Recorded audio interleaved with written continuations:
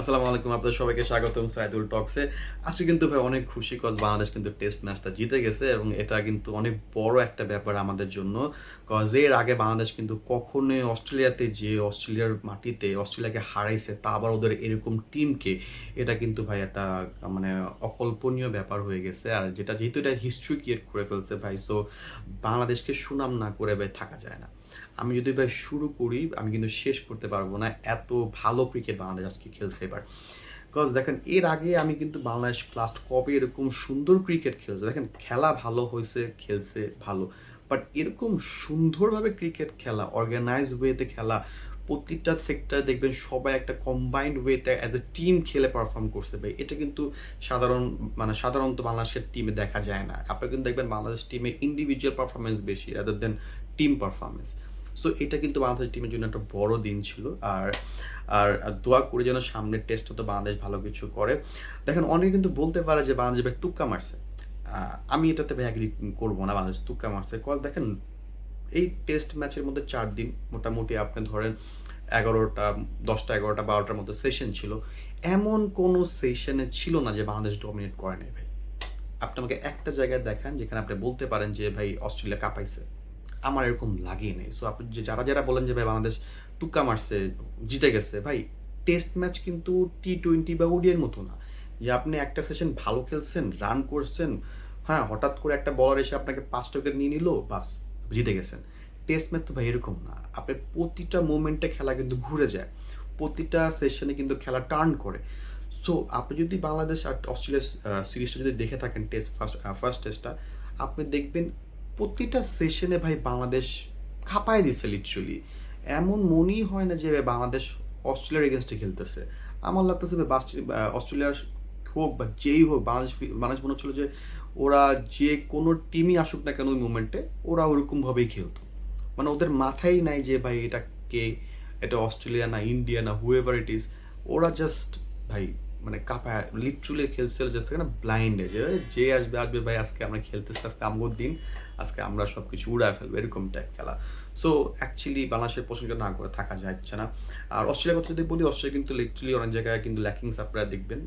শুধু অনেক জায়গায় না, মানে বলতে পারেন যে সব জায়গায় ল্যাকিং ছিল। ইভেন ফিল্ডিংয়েও দেখেন বেশ কয়েকটা ক্যাচ কিন্তু ওরা মিস করছে। যদিও টেস্ট ম্যাচ ক্রিকেটে এরকম ক্যাচ মিস করাটা নর্মাল, বাট যখন আপনি আন্ডার প্রেশার থাকবেন, তখন কিন্তু ভাই কিছু কিছু মোমেন্ট অনেক ম্যাটার করে। তখন কিন্তু দেখবেন ওই সব মোমেন্টগুলো না খেলার রিদম চেঞ্জ করে দেয়। সো আমার কাছে মনে হয় না অস্ট্রেলিয়া এরকম কোনো মোমেন্ট ক্রিয়েট করতে পারছে। বিকজ আপনি দেখেন বোলিংও বেশি একটা বেনিফিট করতে পারে নাই। অনেক ট্রাই করছে নতুন বলে বলেন বা পুরান বলে বলেন উইকেটগুলোকে টেক করার, বাট বাংলাদেশ যেভাবে ব্যাটিং করছে ভাই, অসাধারণ।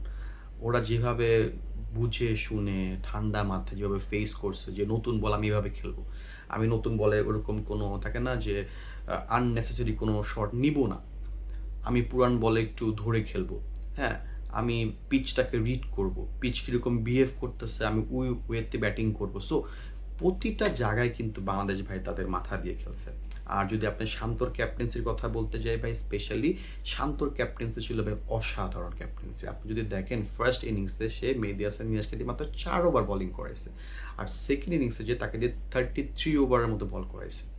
আপনারা বুঝতে পারতেছেন যে কতটা গেমটাকে সে রিড করছে এবং সে জানতো যে কখন কোথায় কাকে বল দিতে হবে আর কার থেকে কি আদায় করা যাবে। সো এটা কিন্তু অনেক বড় একটা ব্যাপার ছিল, বিকজ শান্ত যেভাবে গেমটাকে রিড করছে, এটা কিন্তু অ্যাকচুয়ালি একটা মানে ওনাকে আপনি যদি এটা যদি ওনাকে যদি প্রেজ না করেন এই ব্যাপারে, তাহলে কিন্তু যেটা ভুল হবে। সো শান্তর ক্যাপ্টেন্সি ছিল ভাই অসাধারণ।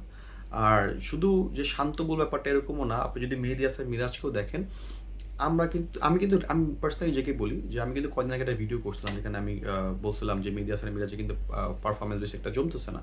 কিন্তু ভাই দেখেন আজকে মানে এই টেস্টে যেরকম মেহেদী হাসান মিরাজ খেলছে, আমরা কিন্তু মেহেদী হাসান মিরাজের থেকে কিন্তু এইটাই চাই। আপনি বোলিংয়ে উইকেট নিয়ে দিবেন, আপনি ব্যাটে গেলে স্কোর করবেন। দেখেন ফার্স্ট ইনিংসে যেভাবে সে লোয়ার মিডল অর্ডারে যখন নামছে, যেভাবে সে খেলাটাকে ক্যারি অন করছে, তার কারণে কিন্তু ৪০০টা ক্রস হয়েছে, রাইট? আর সেকেন্ড ইনিংসে আপনি যখন তার বোলিং দেখছেন, অসাধারণ বোলিং, কি টার্ন, রিদম বলেন, আপনার বলের যে পজিশনিং বলেন সব কিছু ছিল ভাই অন পয়েন্ট। সো আপনি যদি বলেন যে বাংলাদেশ তুক্কা মারছে, এটা আসলে আমার কাছে মনে হবে না ঠিক হবে। কজ বাংলাদেশ কিন্তু অ্যাকচুয়ালি তারা প্রপার যে গেমটা, সেই গেমটা তারা খেলছে। আর আমি অ্যাকচুয়ালি সরি কজ আমি কিন্তু বাংলাদেশ নিয়ে যখন ভিডিওটা করছিলাম তখন কিন্তু বলছিলাম যে বাংলাদেশ হয়তোবা ৩ দিন ৪ দিনের মধ্যেই সব অল আউট হয়ে যাবে। এটার জন্য অ্যাকচুয়ালি আমার লাগছিল। আর যেটা পুরাটাই উল্টা হইছে যে অস্ট্রেলিয়ায় ৩ দিনের মধ্যে ফুস হয়ে গেছে। যদিও সেকেন্ড টেস্ট আছে। আমি জানি না সেকেন্ড টেস্টের মধ্যে অবস্থা কিরকম হবে। আর যেহেতু বাংলাদেশ নিয়ে কথা বলতেছি, যখন বাংলাদেশ নিয়ে যখন বেশি কথা বলি না, যখন বেশি ফুলায় ফেলে সম্মান দিয়ে বা প্রশংসা করে, তখনই কিন্তু বাংলাদেশ দেখবেন ফল ডাউন করে। সো এটা কিন্তু একটা ভয়ের বিষয়। আমি বাংলাদেশকে বেশি সুনাম করতেছি কারণ অ্যাকচুয়ালি বাংলাদেশ সুনাম করার মতোই খেলা খেলছে। But at the same time একটু ভয়ও লাগতেছে কজ যখন সেকেন্ড টেস্টটা শুরু হবে তখন না জানি কি হয়। হ্যাঁ, কজ আমি এর আগেও কিন্তু বলছি যে বাংলাদেশকে এখন প্রেডিক্ট করা আমার কাছে সম্ভব হচ্ছে না। কজ বাংলাদেশকে আমি যা প্রেডিক্ট করতেছি বাংলাদেশ এটা উল্টা কথা। শুধু আমি না, যে কেউ দেখবেন। আপনি দেখেন কতজন মনে করছিলেন, আপনারা যারা ভিডিওটা দেখতেছেন সবাইকে আমি কোয়েশ্চেন করব যে আপনারা কাদের কাছে মনে হয়েছিল যে বাংলাদেশ এরকম ক্রিকেট খেলবে? এটা কিন্তু আমাকে ভাই অবশ্যই আপনারা কমেন্টে কিন্তু জানাবেন যে যারাই বাংলাদেশের টেস্ট সিরিজটা যখন শুরু হবে অস্ট্রেলিয়াতে, কে মনে করছেন যে বাংলাদেশ ভাই এরকম ডমিনেট করে ম্যাচ জিতবে? দেখেন আমি তো ভাবছিলাম যে যদি ম্যাক্সিমাম কিছু করেও বাংলাদেশ হয়তো বা ড্র করতে পারে, বাট এরকম ডমিনেট করে ৯ উইকেটের টেস্ট ম্যাচ জিতবে ভাই, দ্যাটস মানে তালি না দিয়ে আসলে বলা মানে উচিত হবে না। So very very congratulation two Bangladesh cricket team. এটা আসলে তাদের প্রাপ্য। এটা আমাদের উচিত তাদেরকে এরকম প্রেইজ করা। যখন ভালো খেললে অবশ্যই প্রেইজ করব, আর যদি খারাপ খেলে তো অবশ্যই দুর্নাম করব, সেটা স্বাভাবিক। তো ওয়েট করব বাংলাদেশের সেকেন্ড টেস্টের জন্য। সেকেন্ড টেস্টে বাংলাদেশ কীরকম খেলে। আই হোপ বাংলাদেশ যেন সেকেন্ড টেস্টটা তো এরকম টাইপ খেলা খেলে। আমি চাই না বাংলাদেশ যেন আন্ডার প্রেশারে কোনো রকম খেলা খেলুক। আমি চাই যেন বাংলাদেশ যেরকম থাকে না যে যেভাবে আপনার হেড টু হেড যেভাবে খেলছে বাংলাদেশ এই ফার্স্ট টেস্টটাতে, আমি চাই এরকম খেলা খেলুক। জিততে হবে ব্যাপারটা এরকম না। আপনি যদি হারান ব্যাপারটা ম্যাটার করবে না আমার কাছে। কারণ কি জানেন, আপনি যখন এরকম হেড টু হেড খেলবেন, আপনি যখন থাকে না যে ভয় ডর ছাড়া ক্রিকেট খেলবেন, ওটা যখন দেখতেই ভালো লাগে। ওটা দেখতেই মনে হবে যে না, যে বাংলাদেশ কিন্তু অ্যাকচুয়ালি থাকে না যে ওরা ওদের মতো করে খেলতেছে। লাইক ওরা কোনো ভয় ডর নাই ওদের মধ্যে যে ভাই হ্যাঁ হারলে হারছি, জিতলে জিতবো, কোনো সমস্যা নেই। বাট আমরা আমাদের যে ভয় ডরহীন ক্রিকেট আমরা ওইটাই খেলবো। So hope for the best. জানি না বাংলাদেশ কীরকম করবে। আর যেভাবে ওয়ার্ল্ড মিডিয়া বাংলাদেশকে নিয়ে কথা বলতে থাকেন, এটা কিন্তু আমি একবার বলছিলাম যে আপনি যখন অস্ট্রেলিয়াতে যদি কোনো রকম অঘটন ঘটাতে পারেন, তাহলে কিন্তু ভাই world media will talk about you guys. আর এটা কিন্তু অ্যাকচুয়ালি এখন দেখতেছেন পুরো ওয়ার্ল্ড মিডিয়াতে কিন্তু দেখবেন বাংলাদেশ নিয়ে কথা বলতেছে, সবাই বাংলাদেশের সুনাম করতেছে। আর এটা সুনাম করবে না কেন? এরকম ক্রিকেট খেললে আপনি কোনো টিমকে সুনাম না করে থাকতে পারবেন না। সো আবারও congratulation two Bangladesh cricket team.